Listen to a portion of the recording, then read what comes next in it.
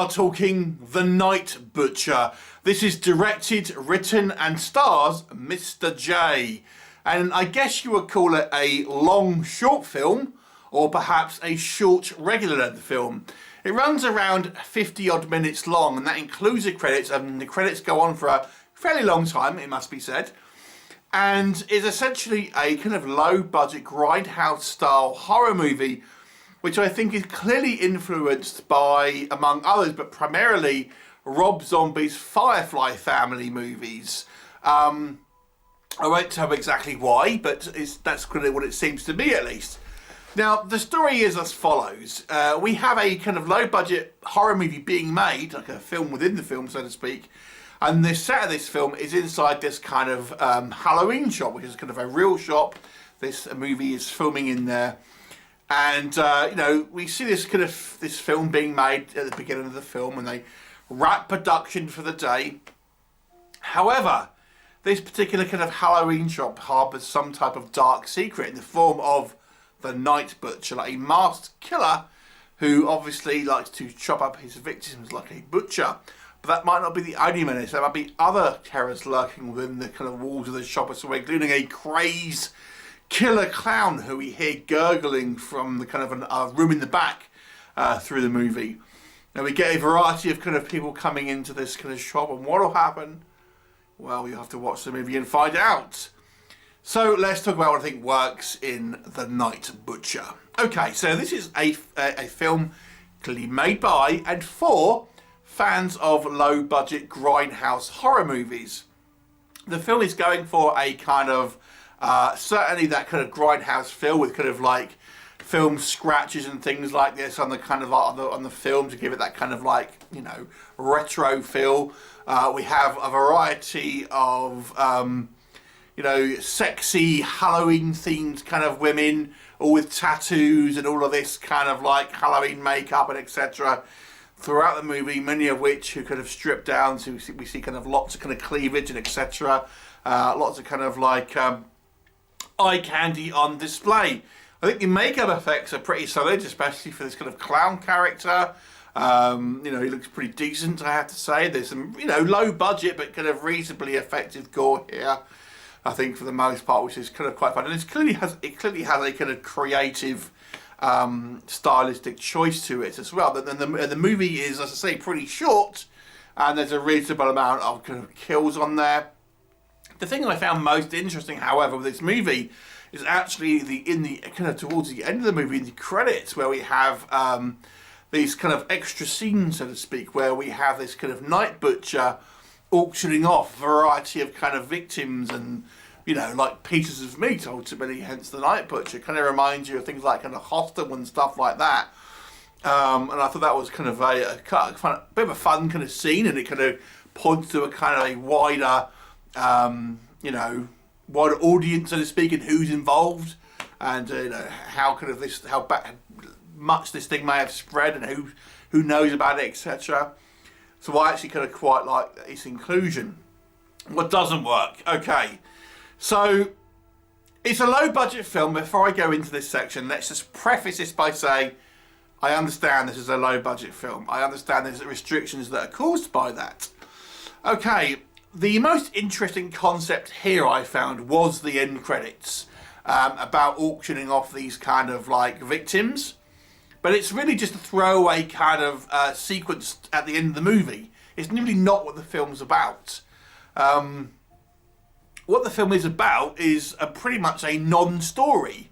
Had this film really embraced its kind of the concept of this butcher who's auctioning off human meat as its kind of a storyline, I feel that could have been an interesting kind of take. It could have been an interesting idea for a horror film. But it doesn't do that. Instead, it just has a very generic, I barely even call it a plot, because it's just people coming into the shop getting kind of whacked by a variety of psychopaths. That's the movie.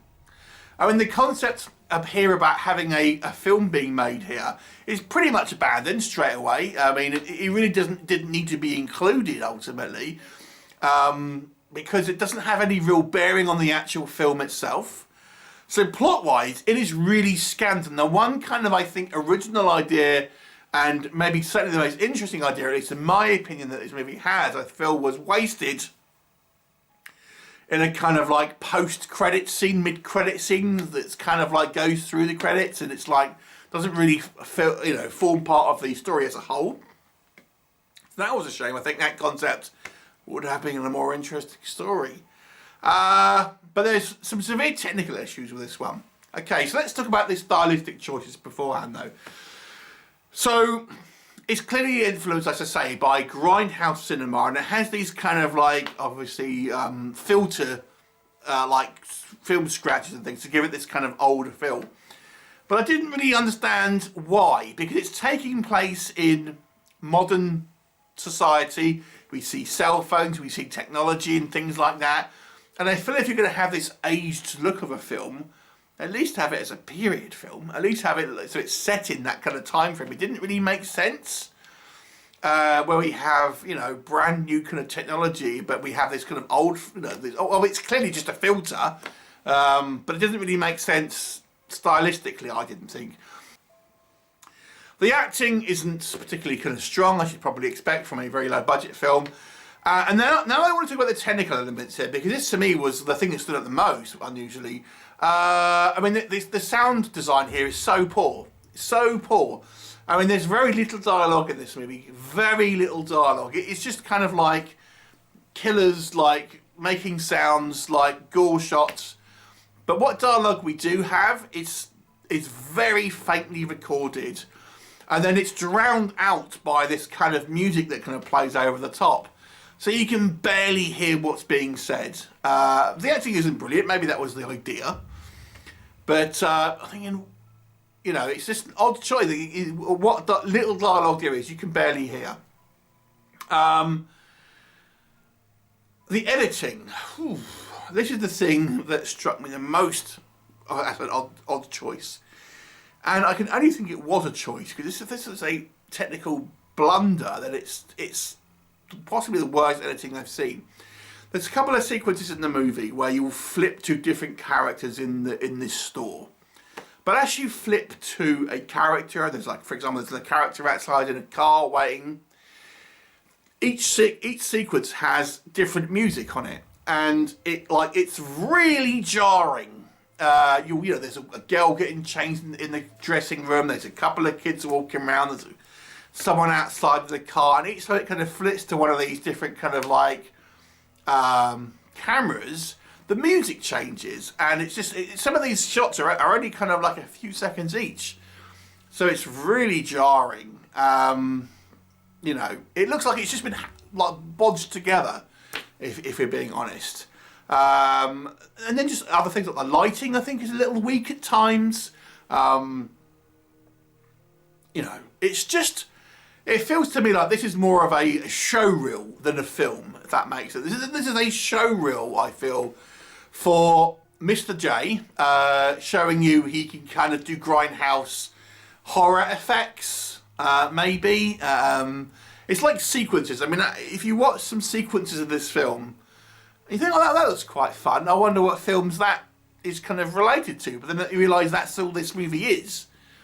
It's like a show reel of like horror effects.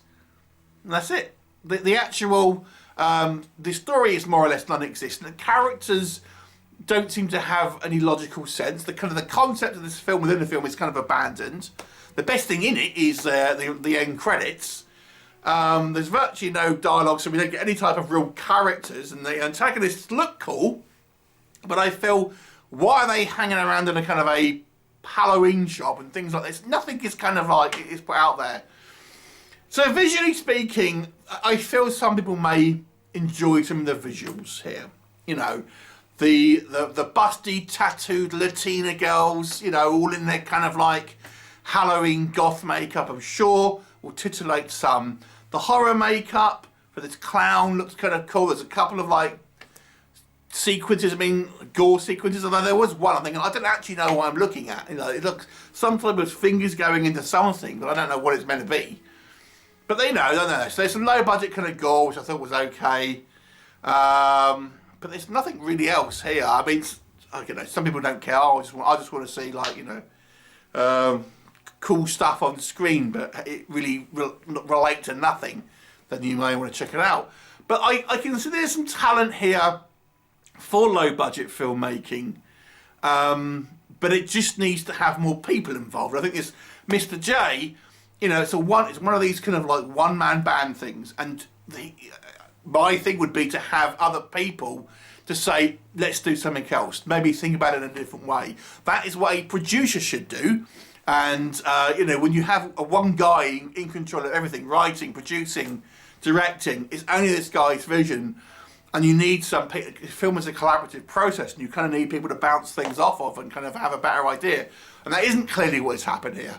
I'll give it a 4 out of 10, and I feel like being fairly generous with that. Have you seen it? What did you think of it? Please do leave me a comment, and I'll look forward to seeing you next time.